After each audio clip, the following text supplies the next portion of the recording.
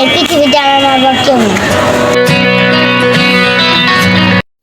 Hey guys, আসসালামু আলাইকুম। আপনাদের সামনে আজকে নিউ একটা ব্লগ নিয়ে আসলাম। সো এটা আমার চ্যানেল, আজকে নিউ ব্লগ। আমার চ্যানেল সবাই সাবস্ক্রাইব করে দেবেন, লাইক কমেন্ট শেয়ার করে দিবেন। আজকে আমার একটা ভিডিওতে একটা বাচ্চা ছেলেকে দেখাবো, সেটা নাকি মানে রাস্তায় থাকে, ওর মা বাবা কেউ নেই। তো চলো গাইস দেখা যাক। সো চলো গাইস দেখা যাক বাচ্চাটা।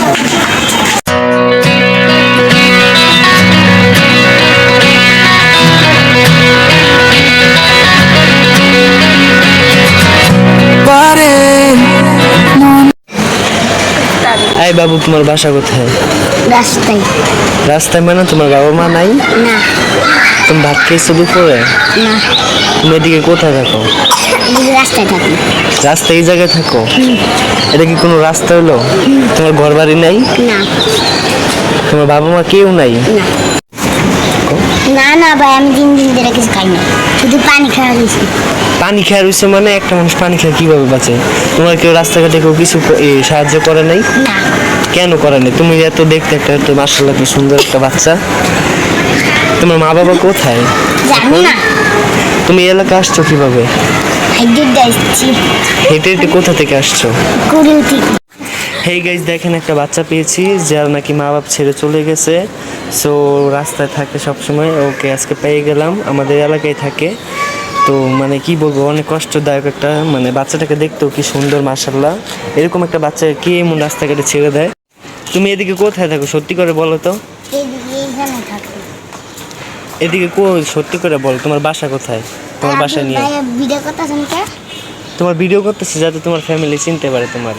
আমার বাবা নেই, আমি ভিডিও কথা শুনতে ভিডিও থাবান না থামাবো কেন?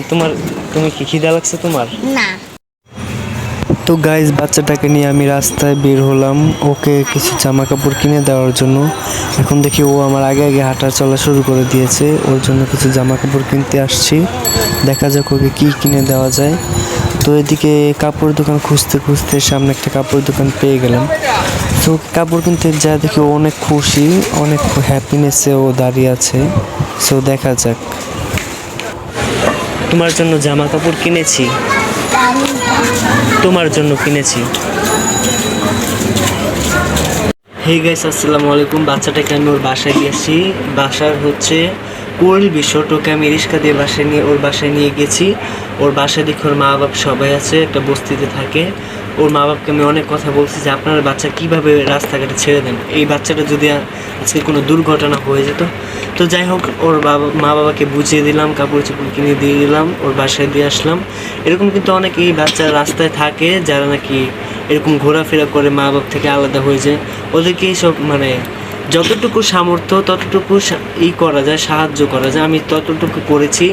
আশা করি আপনারা সবাই বুঝতে পারছেন। আমার এই ভিডিওটা দেখে ইন্সপায়ার হয় যাতে রাস্তাঘাটের কোনো গরিব পোলাপেনকে যতটুকু সম্ভব সাহায্য করে। এই ভিডিওটা আমি ইন্সপায়ার হওয়ার জন্য সবার জন্য ভিডিওটা করেছি। সো নেক্সট ব্লগে আবার দেখা হবে। আসসালামু আলাইকুম। আমার জন্য সবাই দোয়া করবেন। এটা হচ্ছে আমার নিউ ব্লগ। সবাই ভালো থাকবেন, সুস্থ থাকুন। খুদা হাফেজ। এখন যদি আমার চ্যানেলে নতুন হয়ে থাকেন তাহলে অবশ্যই সাবস্ক্রাইব করে দিবেন। আসসালামু আলাইকুম, সবাই ভালো থাকবেন।